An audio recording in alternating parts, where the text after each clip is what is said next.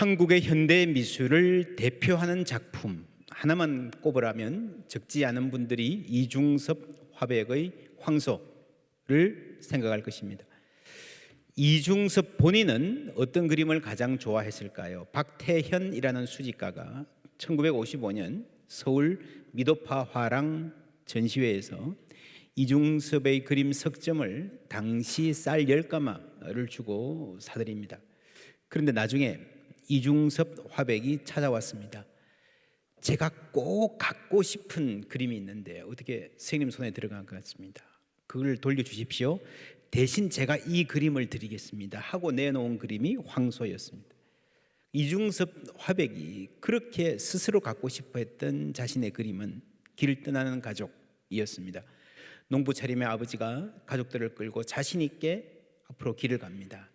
손을 높이 들었는데 구름이 손에 닿을 듯 합니다. 엄마는 중간에 앉아서 한 팔은 뒤에 있는 아들 등을, 한 팔은 앞에 있는 아들 다리를 만지고 있습니다. 엄마가 가족을 이어주는 끈인 것 같습니다.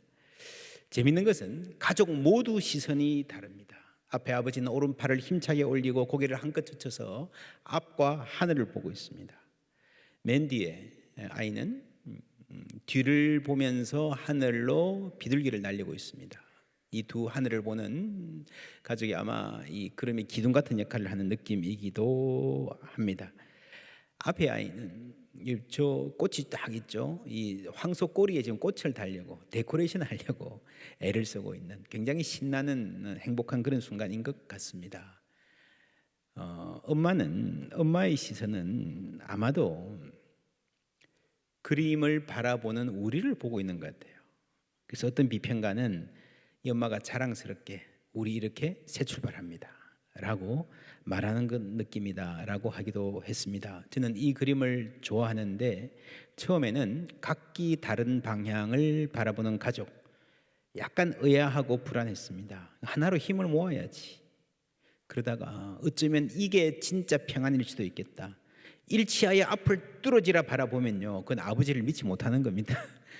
우리 아버지가 운전 잘하나? 제대로 가고 있나? 그렇죠. 아버지 믿고 자기 보고 싶은데 보는 거예요. 어쩌면 가장의 역할이 가족들이 함께 가면서도 각기 보고 싶은 곳을 지향할 수 있도록, 꿈을 꿀 수 있도록 해주는 역할 아닌가 싶어요. 이중섭 화백은 일본인 아내와 결혼해서 두 아들을 두었습니다. 6.25 전쟁 때까지, 전쟁 때 아주 힘들어져서요 제주도까지 피난을 갔습니다. 지금도 여러분 제주도 서귀포 가보시면요 이중섭 거리가 있고 이중섭 화백이 살던 집이 그대로 보존되어 있습니다. 방이 있는데 한 사람 기거하기도 너무 좁다 싶은 조그만 방입니다. 그 쪽방에 그래도 그 제주도 주민들이 당시에는요 육지에서 온 사람들 그냥 재워주고 그랬었습니다. 쪽방을 내어줍니다. 이 손바닥만 한 방에서 진짜 부대끼면서 살았는데 후에 이중섭은 이때가 가장 행복한 때였다라고 회고합니다. 그러다가 먹고 살기 너무 힘들어서 1년 만에 아내와 두 아들 가족들을 처가가 있는 일본으로 보냅니다. 그리고 남아서 가족들을 간절히 그리워하면서 그린 그림, 그리고 이 그림을 조그맣게 따로 그려서 일본으로 보냈습니다. 요겁니다. 밑에 글씨 적혀 있는데 잘 안 보이시죠? 네, 일본어입니다. 일본 제가 번역한 거 읽어드릴게요. 나의 태영군 잘 있지요? 학교의 친구들도 잘 있습니까? 아빠도 건강하게 전람회를 준비하고 있습니다. 아빠가 오늘 엄마 태성군 태영군이 소 달구지를 타고 따뜻한 남쪽 나라로 함께 가는 것을 그렸습니다. 소 등 위에는 구름입니다. 그런 몸성이 아빠 중섭. 가족을 사무치게 그리워했습니다. 그런데 그렇게도 바라는 가족이 함께 남쪽 나라로 떠나는 새 출발하지 못하고 이중섭은 그 다음 해 1956년에 적십자병원에서 사망합니다. 영양실조와 정신이상이라고 기록되어 있습니다. 새 출발 모두의 꿈입니다. 오늘 말씀은 홍수로 온 인류가 멸망한 다음에 노아 가족이 새 출발하는 장면입니다. 1절 말씀 다 같이 읽을게요. 하나님이 노아와 그 아들들에게 복을 주시며 그들에게 이르시되 생육하고 번성하여 땅에 충만하라. 너희는 생육하고 번성하며 땅에 가득하여 그 중에서 번성하라 하셨더라. 아멘. 예, 1절과 7절 읽었습니다. 같은 말이 반복되고 있죠. 그리고 이것이 여러분 어디선가 본 것 같지 않습니까?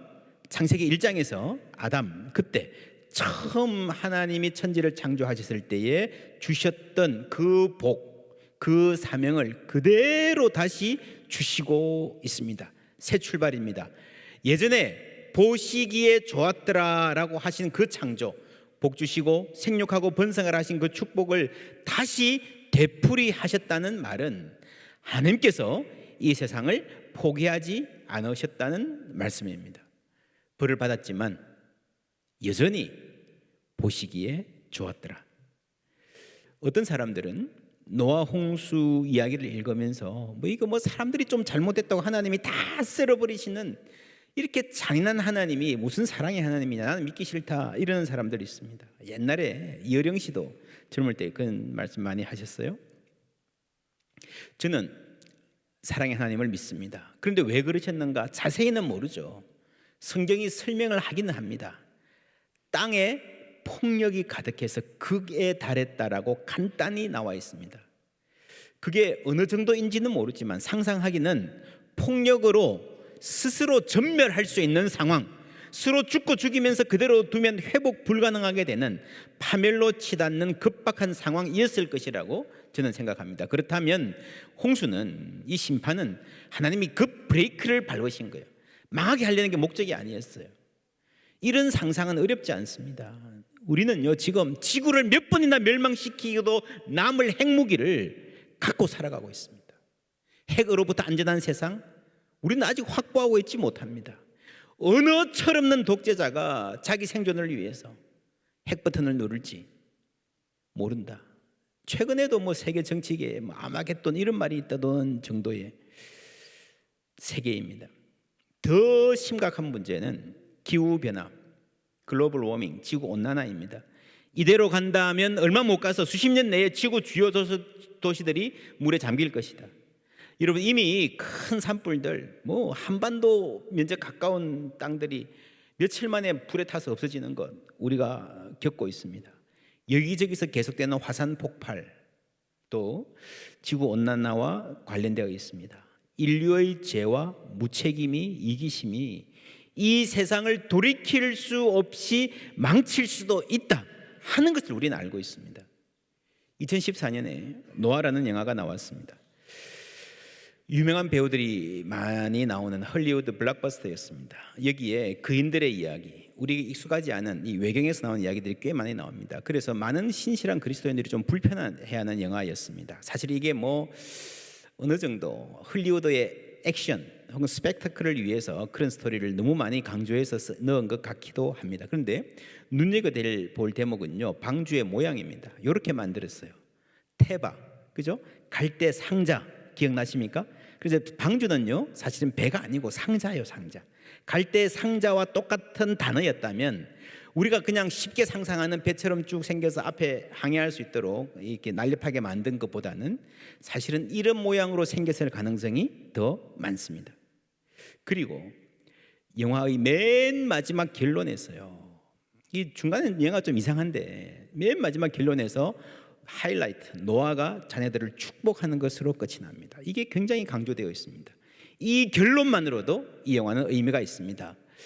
노아 홍수 기록의 가장 중요한 주제, 노아 홍수는요 심판과 파괴인 것 같지만 하나님이 급 브레이크를 밟으시고 결론은 복 주시는 거예요. 하나님이 이 땅을 끝내시려는 것이 아니라 너희들 잘못했으니까 혼나봐, 이게 아니라 이 땅에 어떻게 해서든 희망을 이어가시려는 하나님의 뜻입니다. 그래서 마치고 나서 새 출발할 때에 아담에게 주셨던 복을 다시 확인하시는 거예요. 인간은 범죄했지만 하나님은 그 아름다운 계획을 포기하지 않으신 줄 믿습니다.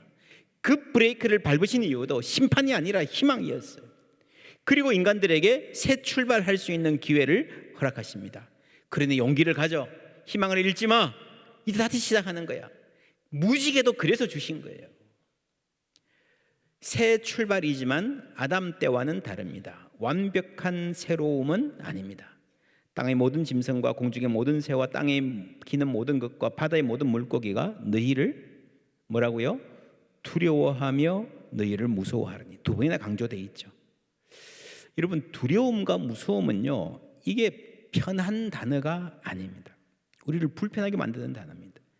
본래 인간과 모든 피조물은요, 사랑의 관계를 누리도록, 인간이 돌보도록 창조되었어요. 인간은 본래 피조물을 사랑하고 돌보는 존재지 잡아먹는 존재가 아니었어요. 여러분, 두려움의 대상이 되는 게 행복할까요? 주위 사람들이 다 나를 무서워하고 두려워하고 어려워하고 아무도 다가오지 않으면 여러분 좋을까요? 물론 무시하고 함부로 대하는 것보다는 조금 나을지도 모르겠습니다. 그러나 삭막하죠. 결코 행복할 수 없습니다. 본래 하나님은 모든 피조물들이 서로 친구처럼 지낼 수 있는 세상을 만드셨습니다. 그런데 이 깨어진 세상은 서로 해치고 잡아먹는, 먹든지 먹히든지 하는 세상이 되어버렸습니다. 그래서 얼마간의 두려움 없이는 유지되기 힘든 세상입니다. 이때 하나님이 홍수 이후에 육식을 허용했다는 기록이 나옵니다.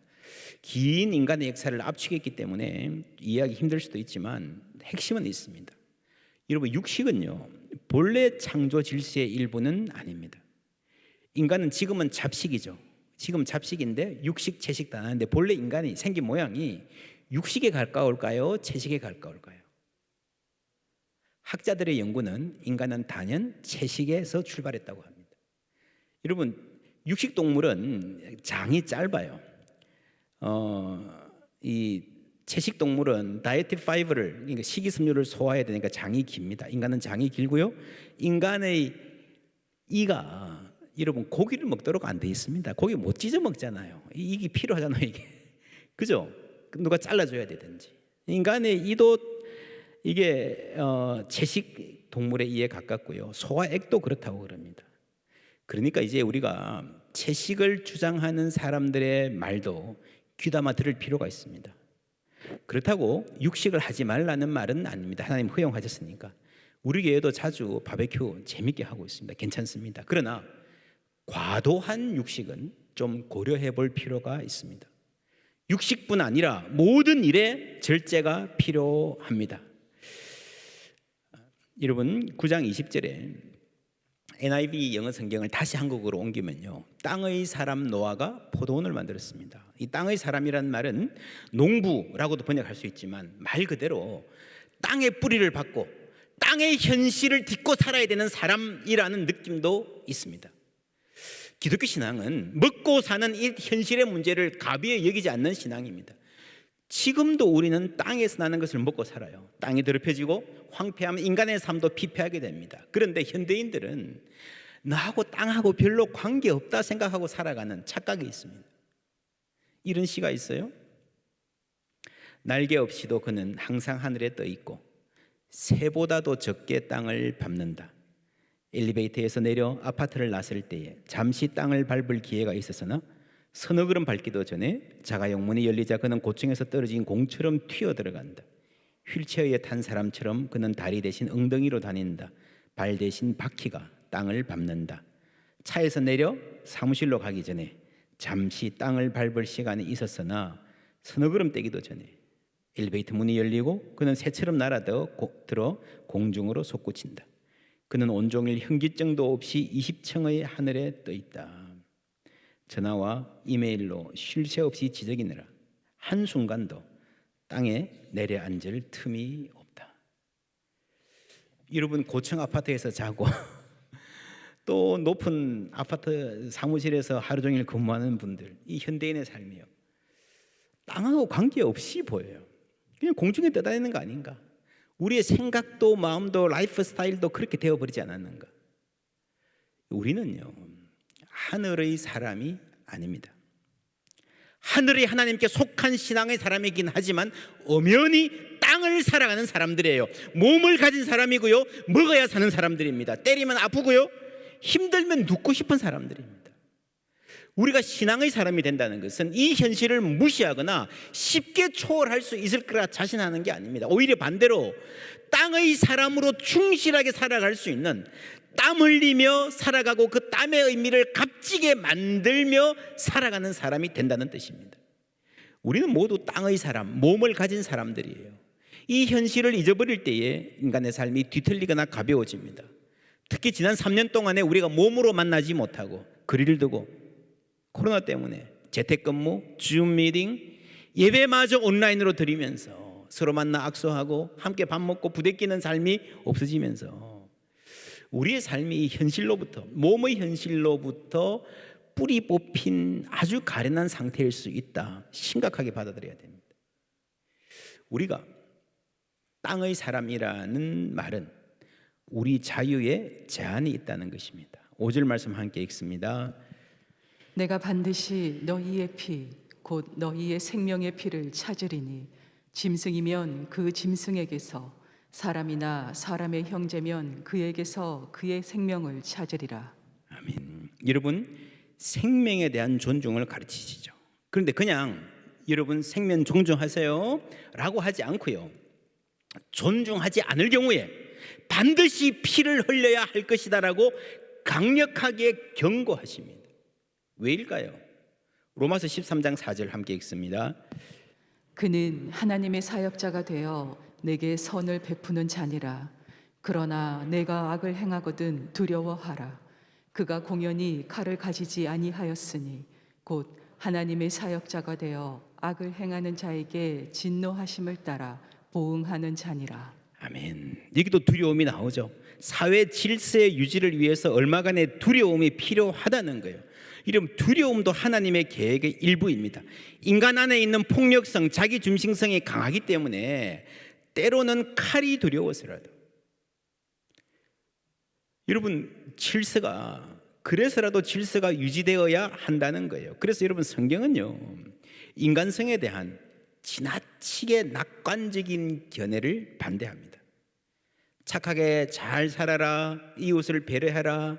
그러면 여러분 세상이 밝아질까요? 천사처럼 살 수 있을까요?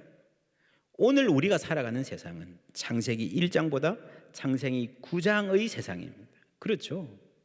자유는 소중한 것이지만 한계가 있어야 됩니다. 3절부터 보시면요, 모든 산동물은 너희의 먹을 것이 될지라 채소같이 내가 이것을 다 너희에게 하나님이 주셨다, 인간에게 주노라. 그 다음에 무슨 단어가 나옵니까? 그러나. 주노라 그러나가 나와요. 고기를 그 생명되는 피채 먹지 말 것이라. 이 말이 뒤에 율법에도 나오기 때문에요, 많은 사람들이 그런 질문합니다. 그럼 우리 예수 믿는 사람들은 순대 먹으면 안 됩니까? 선지국밥은요? 여러분 괜찮습니다. 이 계명 자체는 신약에 와서 극복되었습니다. 그러나 그 정신, 몰세의 율법과 노아에게 주신 말씀의 정신은 그대로 남아 있습니다. 뭔가 하면요, 육식을 해도 좋지만 무한대로 먹지 말고, 함부로 동물을 괴롭히거나 죽이거나 그렇게 하지 말고 돌보고 절제하라는 거예요. 자유를 주시지만 그 자유에 어떤 선을 그어 놓으셨다는 겁니다. 주노라 그러나. 여러분, 이 간단한 말이 인간의 자유에 대해서, 인간의 힘, 권력, 파워 혹은 폭력에 대해서 아주 본질적인 고민을 보여줍니다. 여러분, 자녀가 자라서요, 밖에 나가서 다녀야 될 때가 되면, 고등학생, 대학생쯤 되면 부모가 크레딧 카드 줄 때가 있잖아요. 수도권에 여러분 이렇게 학원이 많은 거리 가보니까 저 굉장히 풍경이 정말 독특했어요. 학원들이 절비하고요, 막 노란 학원 버스가 쫙 있고요, 한쪽에는 식당이 절비해요. 뭐 중국집, 햄버거집, 샌드위치집, 마라탕집, 그냥 뭐 절비한데, 아이들이 전부 다 고등학생들이 학원에서 수업 듣다가 와가지고 다 크레딧 카드 하나씩 들고 와가지고, 이제 이거 부모들이 뭐 애들 밥을 챙겨줄 수가 없잖아요, 옛날처럼. 그러니까 다 크레딧 카드를 주는 거예요. 여러분, 할 수 없죠. 요즘에 다 뭐 현금 안 쓰는 시대니까. 여러분, 밖에 나가서 다녀야 되면 부모가 크레딧 카드를 줄 때가 있는데 어떻게 줍니까? 줄 테니까 네 마음대로 써라. 할렐루야. 아빠 최고. 아니잖아요. 주노라 그러나. 그렇죠? 주노라 그러나가 있습니다. 조건이 있어야 됩니다. 미국에는요, 아이들이 웬만한 주는 16세가 되면 운전할 수 있습니다. 아주 어리죠. 이번에 제가 7월 달에 미국 가서 깜짝 놀랐습니다. 제가 기억하기로 얘들이 지금 초등학생인가? 이제 시간이 오래됐으니까 뭐 몇 살이지 하는 그런 애들이 운전하고 다녀요. 제가 태워드릴까요? 뭐 이래요 애들이. 깜짝 놀랐습니다. 부모들이 자동차 키를 줘요. 그러면서 그래 이제 너 컸으니까 네 마음대로 가고 싶으면 다녀라 그럽니까? 아니잖아요. 키를 주노라 그러나, 그죠? 그러나가 있어야 되는 거예요. 하나님이 인간에게 주신 모든 힘은, 모든 권력은요 한계가 있습니다. 절제할 수 있어야 됩니다. 자녀들 교육에도 마찬가지인 원리입니다. 여러분, 아이들의 자유가 많을수록 좋다? 그거를 자유주의라고 할 수 있죠. 물론 지금까지 한국 사회가 너무 억압적으로 아이들을 눌러왔기 때문에 여전히 아이들에 대한 존중과 배려는 고민해야 됩니다. 필요합니다. 그리고 부모의 힘, 학교의 권력도 절제돼야 돼요. 그러나 아이들의 권리도요 무한대는 아니어야 됩니다. 지금 한국에서는 중고등학교 핸드폰 사용을 수업 시간에 못하게 하는 것을 인권의 문제화해서 막 이렇게 터치합니다, 국가가. 근데 여러분, 미국 가면요, 미국 같은 인권의 나라, 자유의 나라 가면요 대부분의 학교들이 핸드폰 수거해서 못하게 합니다. 학교 안에서는. 저는 미국에 갈 때마다 교회들, 그리고 무슨 특별한 집회들, 청소년들 모여서 뜨겁게 찬양하고 말씀에 집중하고 정말 은혜 받는 집회들을 많이 봅니다. 하나도 예외 없이 no cell phone, 핸드폰 가족한테 하나도 없습니다. 한국은 이 핸드폰 문제를요 인권의 문제로 만들어 놨는데 이게 진짜 아이들에게 좋은가 생각해 봐야 됩니다. 이 말 듣고 당장 교회 학교에서 아이고 우리 핸드폰 다 뺐자 그러지는 마시고요, 차분하게 기도하고 고민해 보십시오. 이것은 단지 핸드폰 소유의 문제뿐만이 아니라 교육 철학의 문제고 신학적 인간 이해의 문제입니다. 무조건 아이들 하자는 대로 다 해주는 것이 아이들 위한 거 아니잖아요. 인간의 자유와 한계, 절제의 훈련, 그리고 절제의 유익에 대한 인식이 있어야 됩니다. 어른들은 절제가 필요 없나? 있죠. 대부분 어른들은요 이 한두 시간 드리는 예배에서 핸드폰 잘 안 보시기 때문에 이런 고민이나 고민이 필요 없죠. 근데 어른들도 집중이 필요할 때에 우리가 소명과 잠재력 수련회 같은 감 여기서 교회 와서 하루를 보냅니다. 그럴 때는 시작할 때 전부 다 앞에 나와서 핸드폰 반납하고 시작합니다. 처음에는 머뭇머뭇 하던 분들도요, 불편해하던 분들도요, 하루 해보면 너무 좋아합니다. 너무 자유롭다는 거예요. 이런 우리가 핸드폰으로 누구에게나 그 시간에 연락할 수 있는 것도 자유지만 핸드폰, 스마트폰으로부터 거리를 유지하는 것도, 안 받고 사는 것도 굉장히 중요한 자유입니다. 그러면서 우리가 스스로 고요한 시간을 갖고 있습니다. 우리에게 절실히 필요한 자유입니다. 우리에게 절제가 필요한 이유가 우리가 완벽하지 않은 세상에 살고 있기 때문입니다. 이런 우리에게 새 출발의 기회가 있습니다. 다양한 새 출발이 가능합니다. 그러나 그 모든 새 출발은 하나도 예외 없이 완벽하지 않은 새 출발입니다. 젊은 사람이 학교 졸업을 했어요. 사회생활 시작합니다. 군대 졸업하고 이 사회 첫 발 내딛습니다. 상황이 마음에 들까요? 어떤 친구들은요 결혼을 했는데 빚이 있어요. 직장을 구해야 되거나 옮겨야 됩니다. 건강이 안 좋은 애들도 있어요. 사업이 어려워져서 이사를 가게 된 경우, 새로운 동네와 환경에 적응해야 되는 도전. 그렇죠? 잘 돼가지고 좋은 동네 가도 힘든 것도 있어요, 여러분. 배우자와 사별하거나 이혼하신 분들도 계실 것입니다. 새로운 환경에서 새 출발하는데 여러분 쉽지 않아요. 성경에도 많은 새로운 출발이 나옵니다. 예를 들어 바벨론 포로들이 고향으로 돌아왔을 때 그게 새 출발인 것은 분명하지만 옛날의 상처, 실패의 기억, 주위의 도전 그대로 있습니다. 폐허에서 시작해야 되는 거예요. 창세기에 야곱이 멀리 갔다가 고생하다가 아버지 집에 돌아갑니다. 홀로 갔는데 큰 무리를 이루고 부자가 돼서 왔습니다. 금이환양, 꿈에 부풀었습니다. 요 강만 하나 건너면 이제 금이환양이 되는 거예요. 그런데 그게 그렇게 힘듭니다. 그날 밤에 씨름하다가 다리를 절게 됩니다. 금이환양이 파행환향, 절면서 고향으로 돌아가는 걸음이 되었습니다. 새 출발이에요. 해는 떠오르고 새로운 삶의 장을 시작하는데 시작부터 파행이에요. 여러분, 해 아래 새 것이 없다 그랬어요. 그래서 우리가 땅의 사람으로 사는 동안, 해 아래 사는 동안에 모든 새 출발은요 완벽하지 않습니다. 만에 하나 여러분 완벽에 가까운 조건으로 새 출발했다고 하십시다. 여러분 잘 살 자신 있습니까? 야곱 창세기에서 여러분 열심히 공부하셨는데요, 야곱이 고향으로 돌아갈 때는 혹시 어떤 놈들한테 내가 맞아 죽지는 않을까 상당히 염려하고 갔습니다. 그런데 하나님이 지켜주셨어요. 형 에서의 마음도 바꾸어 주시고 이제 평화롭게 살 수 있겠다. 그런데요, 얼마 못 가서 엄청난 살인 사건에 연루됩니다. 한 가문의 남자들이 모조리 죽는, 놀라운 것은 이 사건에서 야곱의 가족이 피해자가 아니고 가해자라는 것. 자기 여동생이 능욕당했다고 해서 그래도요 나름 그때 고대의 기준으로는 상당히 신사적으로 나오는 그 가문을요 다 죽여버렸어요. 비슷한 관습이 지금도 중동에 남아있죠. 명예살인. 야곱은 절면서 재출발했습니다. 그게 불만일 수 있죠. 내가 좀 팔팔하게 뛰어다닐 수 있으면, 우리 가족에게 좀 더 힘이 있으면 꿀리지 않고 당당하게 멋지게 살 텐데 그럴까요? 아니에요. 팔팔했으면 더 큰 사고 쳤을 거예요. 그 가정이 힘이 없어서 그만하기 다행이에요. 여러분, 그래서요 때로 약한 것도 은혜입니다.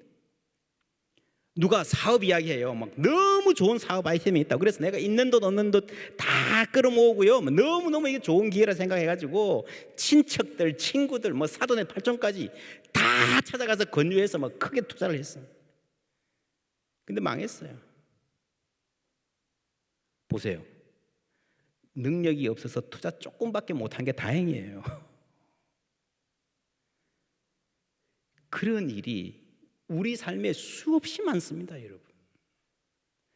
주노라 그러나, 주노라 그러나. 왜 이것밖에 안 줘요? 그것도 은혜일 수 있습니다. 하나님은 우리에게 새 출발을 허락하실 것입니다. 그러나 완벽한 새 출발은 세상에 없다, 해 아래는 없다는 사실을 기억해야 됩니다.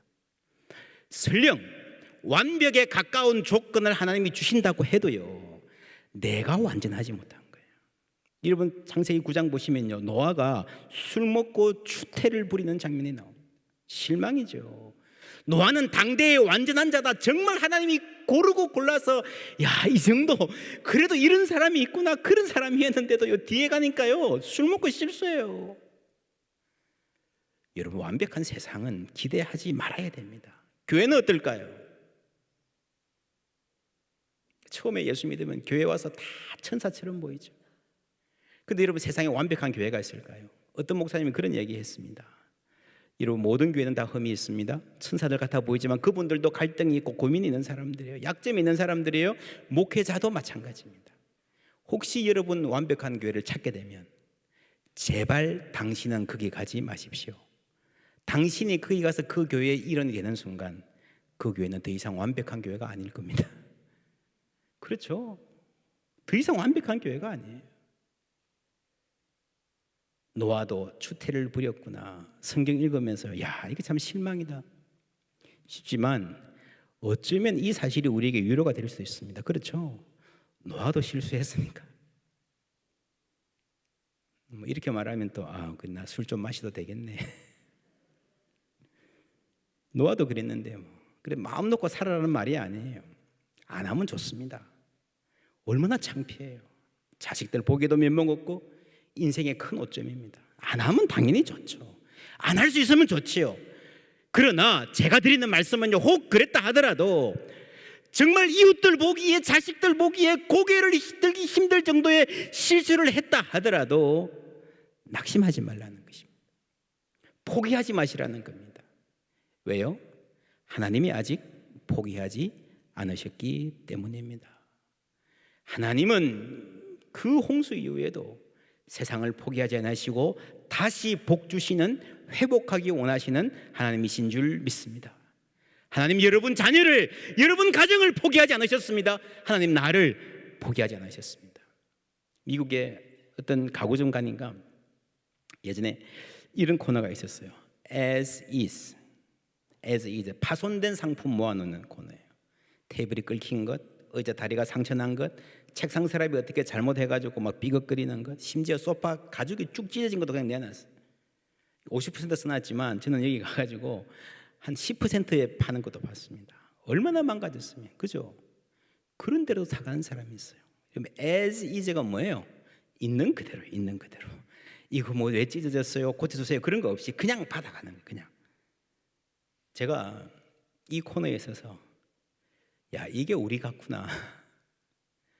야, 이게 교회구나. 깨끗한 완벽한 정품이 절비한 코너가 아니고요. as is 코너예요. as is 코너. 상처가 있습니다. 누구나 오점이 있고 약점이 있어요. 어떤 사람은 성질이 급하고요. 어떤 사람은 말을 함부로 하고요. 어떤 사람은 무책임하고요. 어떤 사람은 쉽게 낙심하고요.